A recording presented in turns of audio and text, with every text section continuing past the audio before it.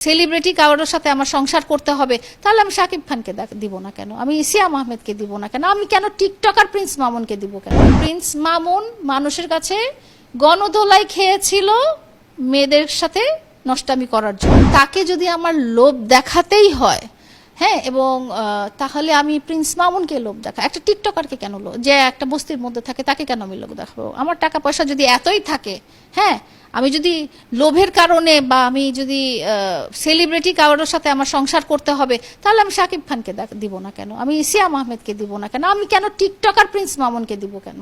আপনি আমাকে এই কথাটা বলেন। এবং তখন এক্স্যাক্টলি তখন 2020 সালে আপনার মনে হয় দিয়াবাড়ির ঘটনাটা মনে আছে, এবং দিয়াবাড়িতে প্রিন্স মামুন মানুষের কাছে গণদোলাই খেয়েছিল মেয়েদের সাথে নষ্টামি করার জন্য। হ্যাঁ, ওই পর্যায়ে তার আইডিও ব্যান ছিল। আপনারা যদি হিস্ট্রিতে যান, তো সেখানে আমি কেন ওকে খুঁজে, আমার কোনো স্ট্যাটাসের সাথেই তো তার ফ্যামিলি ব্যাকগ্রাউন্ডও বলেন, এডুকেশনও বলেন, কিছুই যায় না। আমি বলি, ও আমাকে ইনস্টাগ্রামে আমার প্রোফাইল দেখেছে, আমার প্রোফাইলে আমার ডগি, আমার বাসা, আমার পাখি এসবের ভিডিও ছিল। ও দেখেও আমাকে টেক্সট করেছে। এখন যেটা করে, সে মেয়েদের প্রোফাইল দেখে দেখে, সুন্দর মেয়েদেরকে দেখে দেখে দেখে সে নক দেয়, নক দিয়ে পরে ডাকে, আমার বাসায় আসো, না হলে নাইট ক্লাবে আসো। সেটা তো আমারটা ওরকম দেখেছে, এবং প্রথম দিন ভিডিও কলে সে তার আম্মুর সাথে আমাকে ভিডিও কল কানেক্ট করে দিয়েছে। মানে সে এবং তার আম্মু দুজন একসাথে আমার সাথে ভিডিও কলে কথা বলেছে। এবং আমি প্রিন্স মামুনকে এবং মামুনের পরিবারকে 6 মাস আমার বাসার ঠিকানাই দিই নাই, সম্পর্ক করা তো পরের কথা।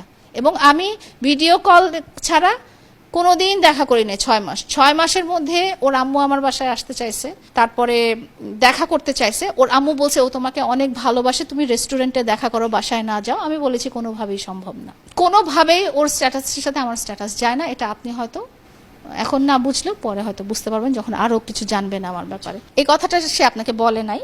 ও 3 ঘন্টা, ওকে আমি বলিনি আমার বাসার ঠিকানা। হ্যাঁ, আমি শুধু মানে 6 মাস কথাবার্তাতে জানা হয়েছে যে আমি বাড়িধারা ডিএচএসে থাকি। ও 3 ঘন্টা একটা করে বাসা খুঁজে, ও যে ভিডিওতে দেখেছে, যে ভিডিও কলে দেখে ও আমার বাসার সামনে হাজির হয়েছিল। বাসার সামনে হাজির হয়ে আমার বাসা খুঁজেছে।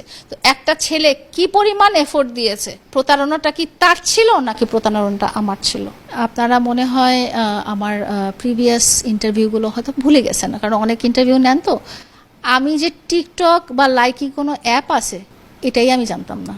আমার ইনস্টাগ্রাম ইউজার ছিলাম। পরবর্তীতে মামুন যখন আমাকে নক করে এবং ভালো ভালো কথা বলে, এবং ওর আম্মুর সাথে প্রথম দিনের কথাতেই 17 তারিখ মে 2021 সালের 17 তারিখ মে, প্রথম দিনই সে আমাকে ভিডিও কল দেয়, এবং সে এবং তার আম্মু দুজন কথা বলে। এমন না যে ছেলে একসাথে একা আমার সাথে কথা বলতেছে, আম্মু সহ কথা বললে তখন আমি কি মনে করব? আমি তো ভালোই ফিল করতেছি যে ঠিক আছে, উনি আমার এই যে শিজু দেখতে চাচ্ছে, আরও ডগি ছিল, পাখি দেখতে চাচ্ছে, গাছ দেখতে চাচ্ছে, বারান্দা শাপলা ফুলের গাছ দেখতে চাচ্ছে।